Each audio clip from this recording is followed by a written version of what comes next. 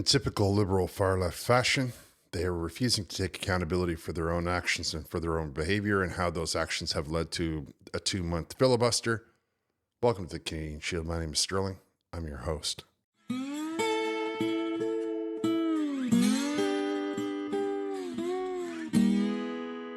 As many of you will be aware, and for those of you that are not, I'm going to remind you, last year the Green Slush Fund scandal broke, and there was a lot of documents that were wanted to be seen by the House of Commons, by the entire House of Commons. They voted to see them unredacted, and they were going to turn them over to the RCMP so the RCMP can investigate any wrongdoing, just like any other embezzlement scheme. Now, the Liberal Party refused to hand over those unredacted documents. They handed over documents that were in fact redacted, and in some cases they withheld tens of thousands of documents of their own volition. Now, the Conservatives said, hey, that's no good. They put up a point of order. And obviously, by not submitting to the will of the House of Commons, the Liberal are basically flaunting or flouting the House. They're telling every Canadian that they don't care what they want. They are just going to continue to protect their friends, their rich friends, their corporation friends, their big business friends. They're going to say that we're not going to submit to the will of Parliament. And on top of all of that, they won't even admit it. They keep trying to blame it on the Conservatives. Now that the House is coming crumbling down around the Liberals who have just stayed too late, like they should have got out while they could at least have some dignity. They're trying their desperate level best to stay out of prison, I suppose. They're coming in front of their bought and paid for press, because don't forget, the press in the House of Commons are exclusively on the lists of the federal government. There's no independent media in there. And more media that comes out of Quebec than anywhere else, based on the amount of French questions, anyway. So here I'll show you a perfect example of how the Liberal House leader doesn't want to take accountability for her own actions, doesn't want to take accountability for her own behavior, and keeps trying to use, because when she says it, there's no pushback, right? What I would say to them is that we should end the filibuster. That is something that is extremely important. It's enough, right? There's important work that we need to get done. And so, instead of just giving up a couple of hours, they should actually just send this to Proc where the Speaker sent it in the first place. First of all, nobody trusts Greg Fergus for being impartial. Because he sent it to a committee is exactly what you want, so that you and your NDP can force the committee to just forget the whole thing. That's not going to happen, and the Conservatives knew that. We want those documents. Canadians want those documents. They want them all. They want them unredacted. You should be surrendering those documents, Karina Gould. If you care so much about getting the important work, in your words, the important work of Parliament done, then you should surrender those unredacted documents and get out of the way. You don't decide what the RCMP does with those documents. You don't decide what the House of Commons does with those documents. You turn those documents over and you let people do their job that you can't control. You're not, I get that you have a control issue, but that's the problem here. You think that you have the right to control what everybody else thinks, what everybody else says, and what everybody else does.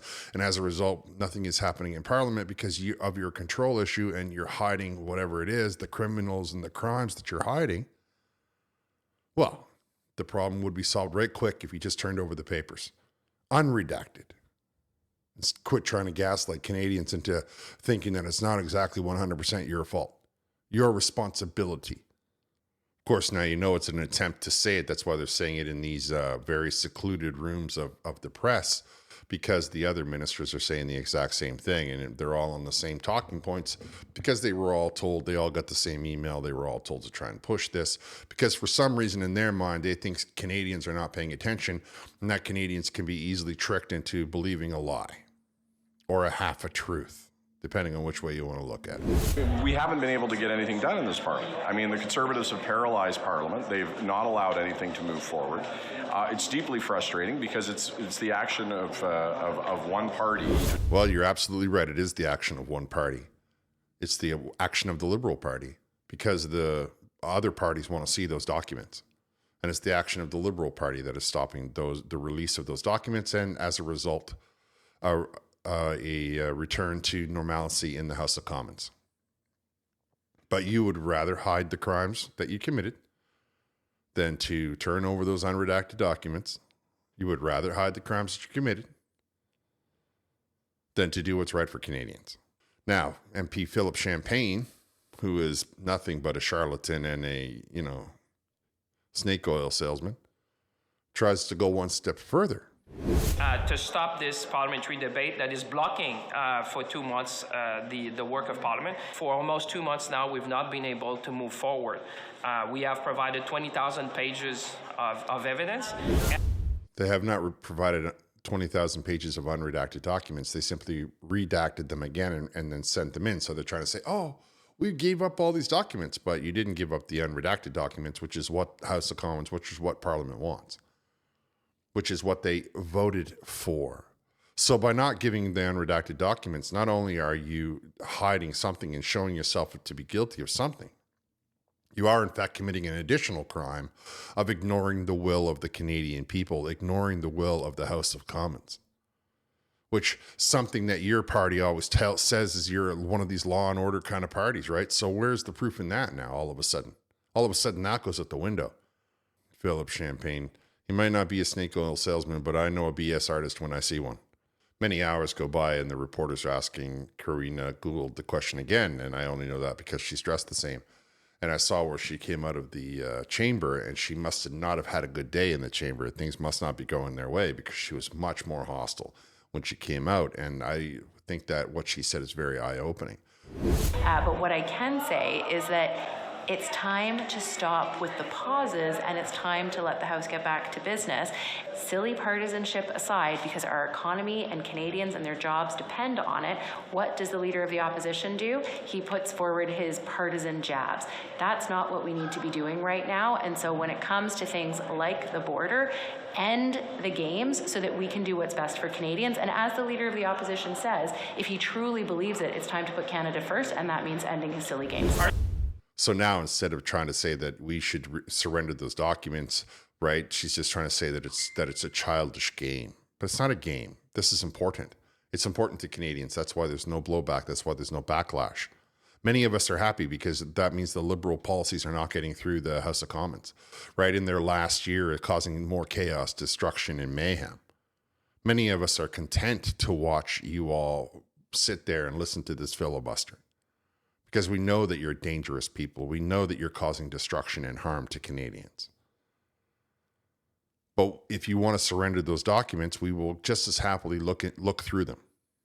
We will look through them, and we will find all of the criminals and all of the crime, and we will do our level best to bring that information to the country at large.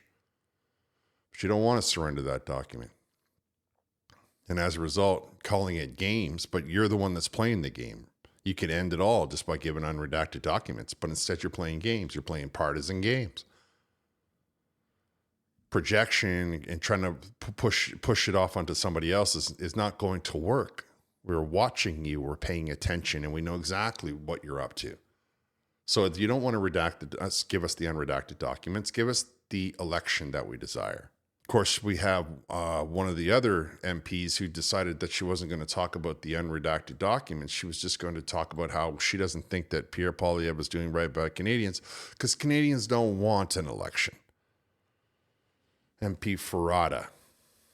You can't believe how out of touch these guys are. Well, what I think is that he's trying to divert attention because that clearly is a motion of trying to get an election is not working. I think that's not what Canadians want right now. That's right. You heard her. She doesn't think that that's what Canadians want right now. She doesn't believe that Canadians want an election. I have never come across anybody yet that says to me they don't want an election. I mean, I get that there's a lot of, cursing and swearing, but for the most part, everybody is prepared to go to the polls tomorrow if it means getting this mess. Because we all know that the problem is going to take a little while to correct. So get out of the way so we can get started on the problem.